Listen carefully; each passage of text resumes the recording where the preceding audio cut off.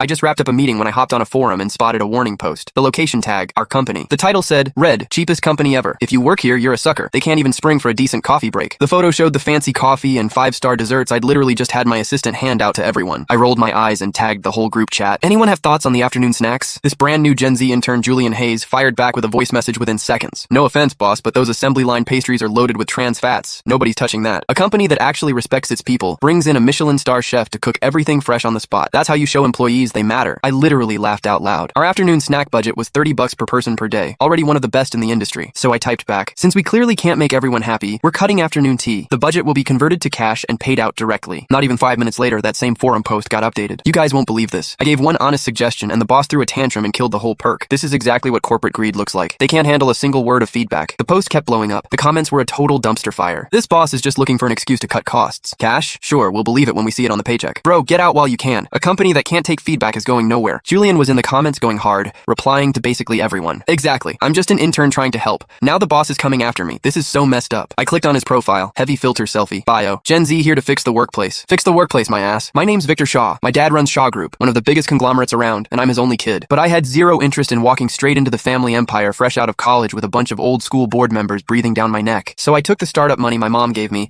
and built my own advertising and media company from scratch. The idea was simple. Create a place where I actually wanted to show up, and where my team did too. No punch clocks, no attendance tracking, no performance quotas. The daily snacks came from a top 5-star hotel. The coffee was freshly brewed Blue Mountain. Even the hand soap in the bathrooms was a luxury brand. I figured if I treated people well, they'd give that energy back. Boy, was I wrong. Right then, there was a knock at my door. My assistant, Ian, walked in, set a glass of warm water next to me, and looked like he'd rather be anywhere else. "Mr. Shaw, the mood out there is not great. People are buzzing about the snacks being cut. Julian's out there stirring the pot saying what?" I took a sip. "That you got embarrassed and overreacted because you couldn't handle criticism?" Ian watched my face carefully. I let out a cold laugh. "Can't handle it? Fine, let's play." I pulled out my phone and texted the finance director. "Rework this month's payroll. Convert the afternoon snack budget to cash. Add $660 per person as a line item. Label it coffee break stipend. I want it in tomorrow's paychecks." After I hit send, I got up and peeked through the blinds. Out in the open office, Julian was scrolling his phone and fixing his hair, while a little crowd had formed around him. I knew every face. Maggie from design, 2 years in, decent enough but nothing special. She had 2 kids at home, and I'd personally signed off on an extra $400 a month for her as a childcare allowance. Daniel from copywriting, 35, divorced, single dad. When he first came to me for a job, the guy literally had red eyes from crying. I kept him on and looked out for him more than once. Eric from admin, fresh out of college, usually quiet, seemed like a solid kid. There they all were, huddled around Julian with these fired up, self-righteous looks on their faces. I couldn't hear them, but their expressions said enough. Julian was clearly doing an impression of me, and they were cracking up. I shut the blinds. Whatever warmth I had left was gone. "You think the 5-star snacks are trash and I'm a joke of a boss? Alright, let's see how you handle what's next." The next day, payday. Deposit notifications started pinging one after another across the office. I sat in my office listening. Getting